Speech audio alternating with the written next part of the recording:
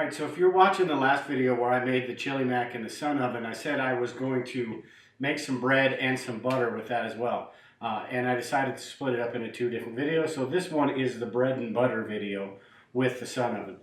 Now, the recipe, I'm not going to get too involved in how to do the whole bread recipe. Bread is pretty simple and there's a bunch of different ways to do it.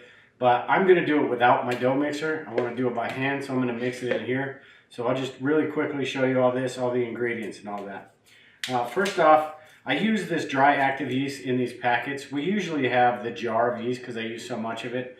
But I like these because they have a year shelf life, a year and a half. So if you have these, they're unopened, you know they're going to be good. Once you open that jar, it has to be refrigerated and used within 6 to 12 months. So I do like these. But anyway, what I do first is get water that's about 110 degrees, not too hot, but hot enough where it's going to activate this yeast. And then what I do is just pour some of the yeast in there. Make sure you get it all in there. And then take a little bit of sugar, maybe just a teaspoon, half a teaspoon of sugar, and throw that in there to get the yeast, give it something to eat basically, get everything working. Then I just let this sit here while I put my other ingredients together, let this foam up a bit. So what I want to do is I want to get 3 cups of flour, and then this is the 1 cup of water that I'm going to need, and hopefully that's the right amount, so I don't have to do any tinkering. But I'll go 1, 2, and I believe this makes about 2 loaves. We're only going to cook 1 in the sun oven, but 3, and then we need about a teaspoon of salt, 2 tablespoons of olive oil, or oil, whatever you prefer. If you have vegetable oil, that's fine too. Do 2 tablespoons of that.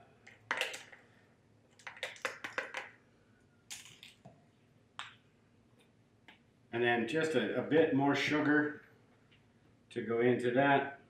And that's basically it for the dough. I mean, dough is really, really simple. But we'll wait for that yeast to rise, and then we get our hands dirty and get in there and start mixing everything up. One thing with dough too, there is no need dough. There's dough where you can put it in a baggie, like a gallon Ziploc baggie. I want to try some of these. There is sourdough where you can make sourdough starter. There's just a bunch of different kinds. This kind I'm just going to knead by hand, and I want to knead it a little bit because that helps create the gluten, helps it. It just helps everything with it. So what I want to do is knead it a little bit. Some breads you don't have to, the flat breads and stuff like that. But this stuff, I'm going to knead it a little bit and kind of work it, get a little workout making bread. But let's let this rise for just a couple more minutes, and then we'll start mixing everything together. All right, so the yeast has started to do its thing here. So what I'm going to do is just pour half of this in there. Mix that around, make sure I get everything. Get the other half in there, and then now, like I said, this is the first time I've done this, so I'm just gonna get my hands in there. Make sure you wash your hands first. Get my hands in there and start kneading around, getting everything, try to make it look like bread. It is gonna be a sticky mess to begin with, as you can see, but eventually it should all be good.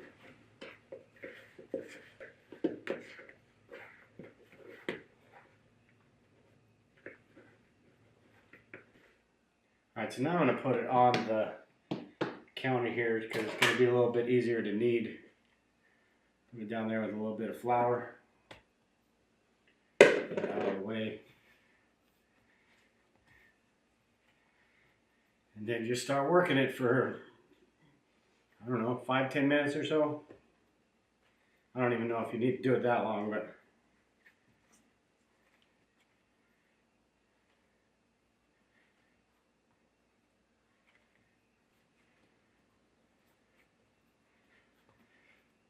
okay, so what I'm going to do is I'm just going to ball this up, and I'm going to let it sit inside this bowl. I'm I'm going to cover this up, let it sit there for 15-20 minutes or so. You're supposed to let it double in size. I don't know if I'm going to go that far, and then we'll put it in the pan over there. So let's let this sit here for a little bit. Then we'll come back and finish it up. Alright, so I'm kind of running out of daylight here, so I've got to end this a little bit sooner than I wanted to. Hopefully it still rises alright though. I've got a couple hours of sunlight left to use the sun oven, so I need to make sure that this is going to get cooked before the sun goes down or the light goes away. So what I want to do with this basically is roll it out to where it's going to fit in this pan, and that is pretty simple. Just roll it out to where it kind of looks like a loaf of bread. And this may be a little bit, I should have maybe used a little bit more for this bread pan, but this is going to be alright. Like I said, if it doesn't poof up all the way, it's because I ran out of time, but it still should be good. So I'll just spray a little bit of this spray non-stick stuff in here. And put this loaf in there just like that. We're going to cover that up and let it rise, and hopefully I have to have it in the sun oven in about a half an hour, so hopefully this will be risen enough in a half an hour, so we'll see. This one I'm going to go ahead and put in the oven. But anyway, let's let that rise and then we'll take it out to the sun oven. Alright, so like I said, I'm running out of daylight here, so I didn't let this rise as much as I would, but I've never cooked it in the sun oven anyway, so it might rise while it's in there. We're going to find out. I don't want it to be a balloon. So let's go ahead and take this out to the sun oven. Alright, so I'm going to put it in here, and I'm going to leave it in here for about a half an hour. And then come out and look at it, adjust it if I need to. Get that centered.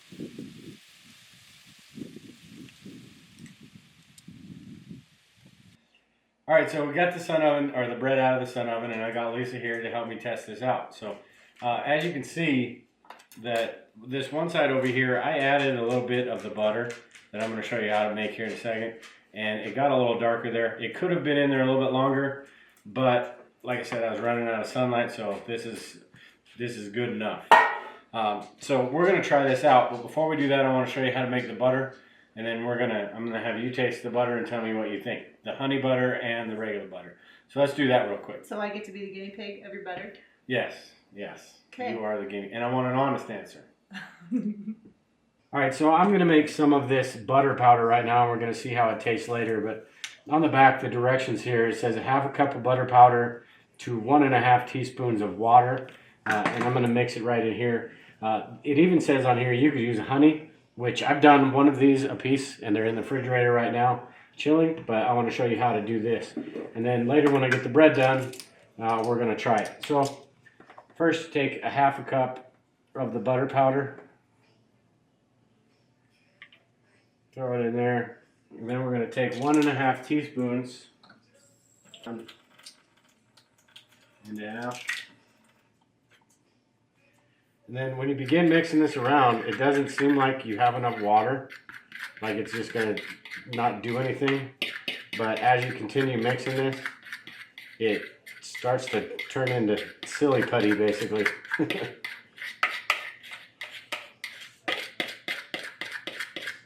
Now it kind of looks like cottage cheese, but it's getting there to that butter consistency.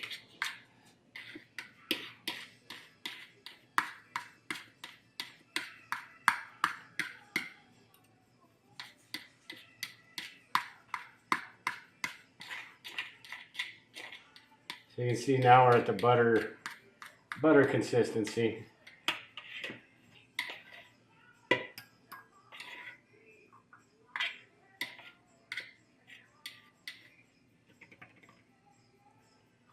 Feels like butter, but how does it taste? I don't know yet. We're gonna find out once I get the bread done, and maybe even at some point see how this melts as far as for pancakes and stuff. But it's butter.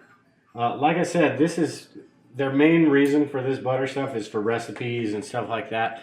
Kind of like powdered milk as well. The main thing is to put it in other stuff. But straight like this, I just want to see how that is if we have pancakes or whatever. So I'm I'm gonna let that chill a little bit, and then we're gonna get the bread done, and then we're gonna see if it tastes bad or not. Okay, so here I have, this is the honey butter that we made, and this is just the regular butter. So go ahead and, actually I'll cut it so you don't crush the loaf because it's still pretty hot. Woohoo! Yeah, it's gonna be good, even with the butter. I want to try Not the saying honey that the buddy. butter's bad, but I want to try the honey buddy well, first. okay, I'll try this butter. Just on a little piece of it. Maybe if it melts a little bit, it'll be soft. Could be. Bread's good. So anyway, the regular butter on the bread.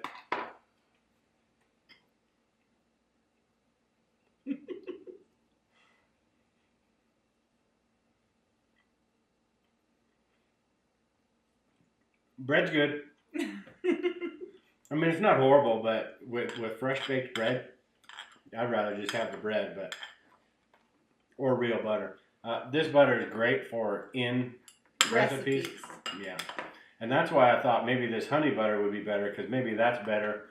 To me, it just tastes like the 2% dehydrated milk butter. Well, that's because you're a butter snob. Yeah, but still. So I want to try that now that I've had the... That's not bad. Is that better? Well, You don't know because you didn't have the regular stuff. Like I said, bread's awesome.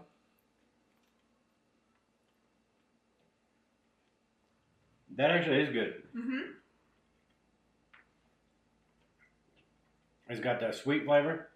Yeah, that actually is pretty good. And it tastes like butter. For the bread, so. I think it tastes like butter. Yeah. I'm not a butter snob though, like Dale. Not terrible, but if you're cooking, say you've got pancakes or anything like that, I am going to try this on pancakes in one of the next videos that I do with the Legacy Food Storage pancake stuff. I'm going to try that on there. We'll see how that is.